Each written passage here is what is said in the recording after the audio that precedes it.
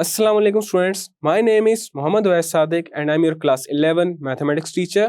Students, last lecture में हमने polar form of a complex number का टॉपिक स्टार्ट किया था जिसमें हमने डी मॉयवर्स थ्योरम को भी डिस्कस किया था एंड देन कुछ एग्जांपल्स की थी।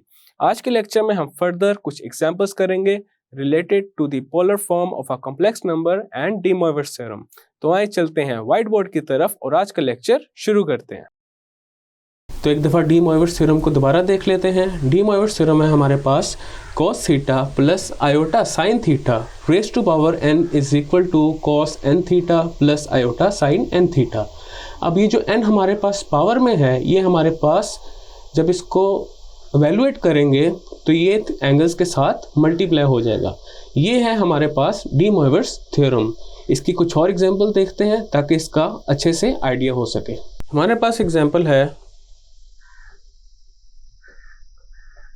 Find out real and imaginary parts of each of the following complex numbers।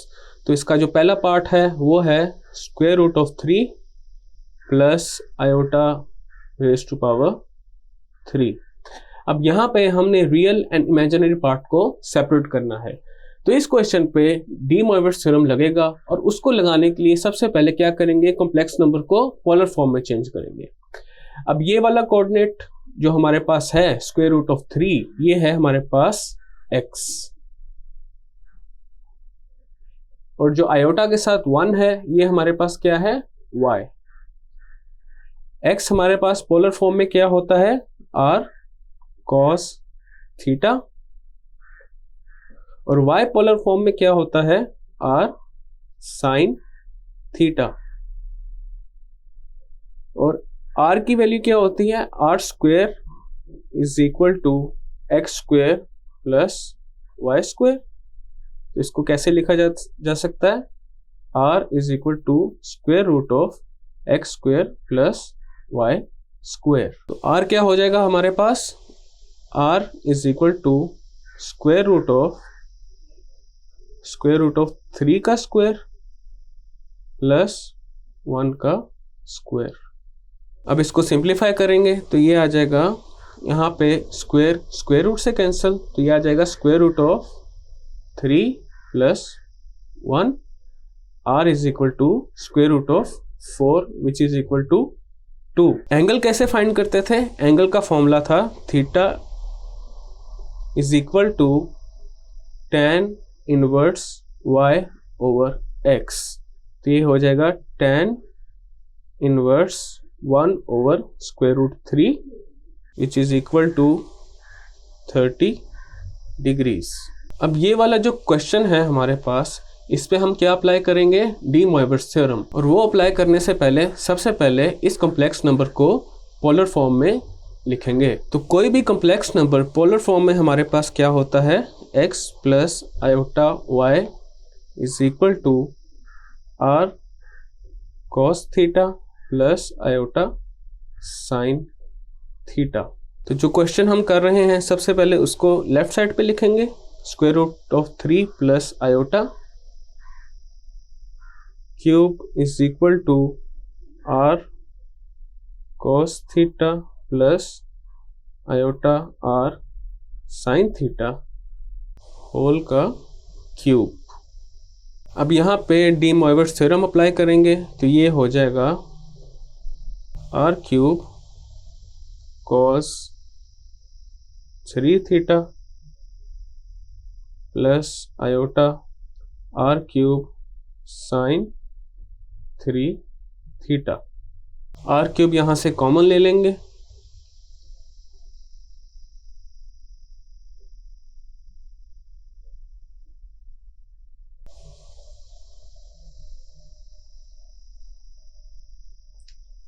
अब थीटा हमारे पास क्या है यहाँ पे 30 डिग्रीज। तो 30 को यहाँ थीटा की जगह सब्स्टिट्यूट कर देंगे तो ये हो जाएगा r cube into cos 90 degrees plus iota sign 90 degrees. r की वैल्यू थी हमारे पास 2 तो r इज इक्वल टू 2 को हम अपनी करंट इक्वेशन में सब्स्टिट्यूट कर देंगे तो ये आ जाएगा 2 raise to the power 3 into cos 90 हमारे पास होता है 0 प्लस आयोटा sin 90 हमारे पास होता है 1। 8 इंटू आयोटा, तो सोल्यूशन क्या आ गया हमारे पास 8 आयोटा। तो इसको रियल और इमेजिनरी पार्ट में कैसे लिखा जा सकता है, 0 प्लस 8 आयोटा। 0 यहाँ पे हमारे पास रियल पार्ट है और 8 हमारे पास इमेजिनरी पार्ट है। तो यहाँ पे क्वेश्चन कंप्लीट हो चुका है। अब करते हैं नेक्स्ट एग्जाम्पल। नेक्स्ट एग्जाम्पल है find the real and imaginary parts of 1 minus square root of 3 iota divided by 1 plus square root of 3 iota, और इसका क्या है पावर 5। अब इस क्वेश्चन में सबसे पहले न्यूमरेटर में जो कॉम्प्लेक्स नंबर है उसको पोलर फॉर्म में कन्वर्ट करेंगे और उसके बाद डिनोमिनेटर में जो कॉम्प्लेक्स नंबर है उसको कन्वर्ट करेंगे। फिर इनकी पोलर फॉर्म्स को हम यहाँ पे सब्स्टिट्यूट कर देंगे। तो सबसे पहले तो मैं अज्यूम करता हूँ न्यूमरेटर में जो रियल पार्ट है वो क्या है हमारे पास, x1 इज इक्वल टू 1 और y1 क्या है, स्क्वायर रूट ऑफ 3। तो यहाँ पे x1 को मैं r1 cos थीटा 1 लिख देता हूँ और y1 को r1 sin थीटा 1 लिख देता हूँ। सबसे पहले r1 फाइंड करते हैं। r1 हमारे पास क्या होता है, तो ये आ जाएगा हमारे पास 1 प्लस 3। ये अंदर जो माइनस है ये स्क्वायर की वजह से हमारे पास पॉजिटिव हो जाएगा, तो ये आ जाएगा स्क्वायर रूट ऑफ 4। r1 हमारे पास यहाँ पे क्या आ गया, 2। अब इसी तरह x2 में अज्यूम कर लेता हूँ 1 एंड y2 क्या है, स्क्वायर रूट ऑफ 3। तो r2 cos थीटा 2 क्या आ गया हमारे पास 1, r2 sin थीटा 2 क्या आ गया हमारे पास, स्क्वायर रूट ऑफ 3। सबसे पहले r2 फाइंड करेंगे। r2 आ जाएगा square root of x2 square plus y2 square, this is equal to 1 square plus square root of 3 का स्क्वायर और होल के ऊपर क्या है, स्क्वायर रूट। इसको भी जब सॉल्व करेंगे r2 हमारे पास आ जाएगा 2। इसी तरह अब सबसे पहले 1 बाय 1 हम क्या फाइंड करेंगे, थीटा 1 एंड थीटा 2। थीटा 1 है हमारे पास tan inverse y1 over x1 which is equal to tan inverse minus square root of 3 divided by 1, तो ये आ जाएगा 60 डिग्रीज। और इसी तरह थीटा 2 आ जाएगा हमारे पास tan inverse y2 over x2 is equal to tan inverse square root of 3 divided by 1 which is equal to 60 degrees. यहाँ पे माइनस था तो यहाँ पे आना था minus 60 degrees, not plus 60 degrees, minus 60 degree. अब यहाँ पे जो पोलर फॉर्म्स फाइंड की हैं उनको हम जो हमारा कॉम्प्लेक्स नंबर है उसमें सब्स्टिट्यूट कर देंगे। तो ये आ जाएगा हमारे पास 1 minus square root of 3 iota divide by 1 plus square root of 3 iota raised to power 5 is equal to r1 cos theta 1 plus iota r1 sin theta 1 divided by r2 cos theta 2 plus iota r2 sin theta 2, इसकी power कितनी है 5। अब इसमें values substitute कर देंगे। r1 and r2 हमारे पास क्या है, 2 cos थीटा 1 क्या है minus 60 degrees plus iota 2 sin minus 60 degrees divided by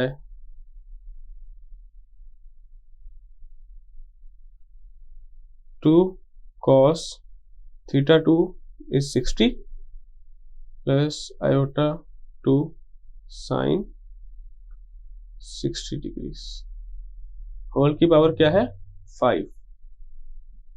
अब इसको थोड़ा सा सिंप्लीफाई करते हैं तो ये हो जाएगा हमारे पास, न्यूमरेटर में से मैं 2 रेज़ टू पावर 5 बाहर निकाल लेता हूँ, पहले 2 कॉमन आएगा और जब ये ब्रैकेट से बाहर आएगा तो ये 2 रेज़ टू पावर 5 हो जाएगा इनटू, अब cos हमारे पास एक इवन एंगल होता है तो cos के अंदर हमारे पास अगर कोई माइनस है तो वो वैनिश हो जाता है, तो आ जाएगा cos 60 डिग्रीज, और साइन हमारे पास एक ऑड एंगल होता है तो उसका जो माइनस है वो बाहर आ जाता है, तो ये हो जाएगा minus iota sine 60 degrees raise to power 5 divided by, denominator में से भी हमारे पास 2 रेज़ टू पावर 5 कॉमन आएगा तो ये हो जाएगा cos 60 degrees minus iota sine 60 degrees, ये दोनों टर्म्स कैंसिल आउट हो जाएंगी। यहाँ पे डिनोमिनेटर में जो वैल्यू है इसको अगर मैं न्यूमरेटर में लेके जाऊंगा तो इसकी पावर में जो 5 आ रहा है ये -5 हो जाएगा, तो उसको न्यूमरेटर में ले जाते हैं तो ये हो जाएगा cos 60 degrees minus iota sine 60 degrees raise to power 5 into cos 60 degrees plus iota sine 60 degrees raise to power -5। अब यहाँ पे डी मोइवर्स थ्योरम अप्लाई कर देंगे तो पावर में हमारे पास जो आ रहा होता है वो एंगल से मल्टीप्लाई हो जाता है, तो ये है डी मोइवर्स थ्योरम, तो ये हो जाएगा cos 300 minus iota sine 300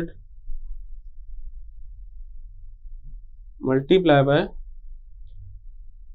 cos -300 degrees plus iota sine -300 degrees. यहाँ पे cos का जो एंगल है वो है माइनस में, cos जैसा कि हम पहले भी डिस्कस कर चुके हैं एक इवन फंक्शन है, तो ये माइनस यहाँ से क्या होगा वैनिश हो जाएगा, और साइन हमारे पास एक ऑड फंक्शन है तो उसके एंगल में जो माइनस है वो हमारे पास बाहर आ जाएगा, तो थोड़ा सिंप्लीफाई कर लेते हैं, ये हो जाएगा cos 300 degrees minus iota sine 300 degrees multiply by cos 300 degrees minus iota sine 300 degrees.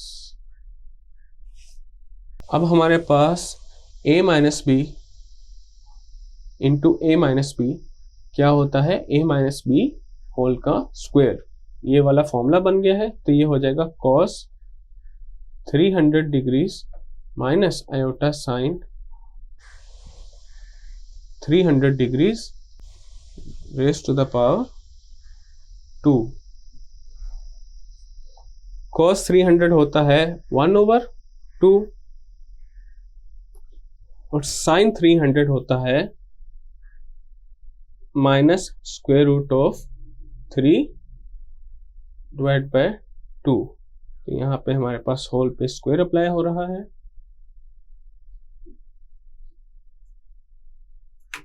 इसको थोड़ा सा सिंप्लीफाई कर लेंगे तो ये आ जाएगा 1/2 माइनस हमारे पास बाहर आ जाएगा जिसकी वजह से ये प्लस हो जाएगा iota square root of 3/2 square.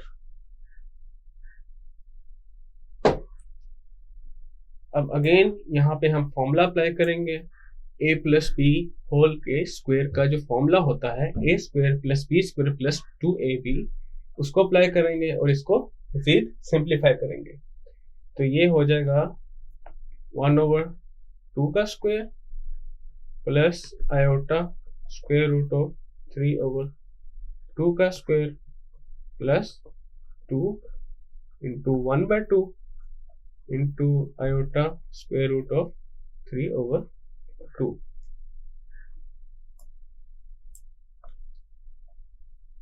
तो ये हो जाएगा 1/4 plus iota square into square root से स्क्वायर कैंसिल 3/4 प्लस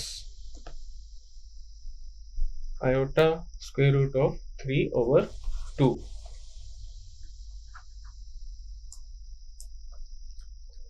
तो ये हो जाएगा 1/4 प्लस आयोटा स्क्वायर क्या होता है -1 into 3/4 plus iota square root of 3/2।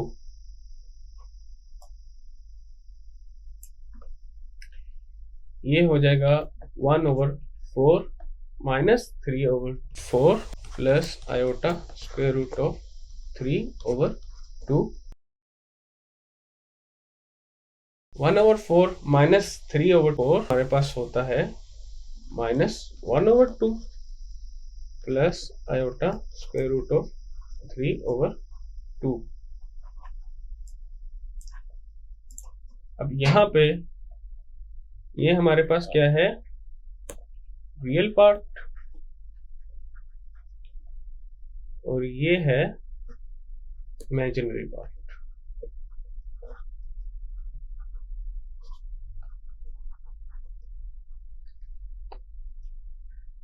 ये थी हमारी एग्जांपल जिसमें हमने पोलर फॉर्म में कन्वर्ट किया, उसके बाद डी मॉर्गन थ्योरम लगाया एंड देन रियल पार्ट और इमेजिनरी पार्ट को सेपरेट किया। स्टूडेंट्स, आज के लेक्चर में हमने कुछ एग्जांपल्स की थी related to the polar form of a complex number and De Morgan theorem. Next lecture में हम लोग एक्सरसाइज 1.3 को स्टार्ट करेंगे। मैं उम्मीद करता हूं आपको आज का लेक्चर समझ आ चुका होगा। हम मिलेंगे अगले लेक्चर में।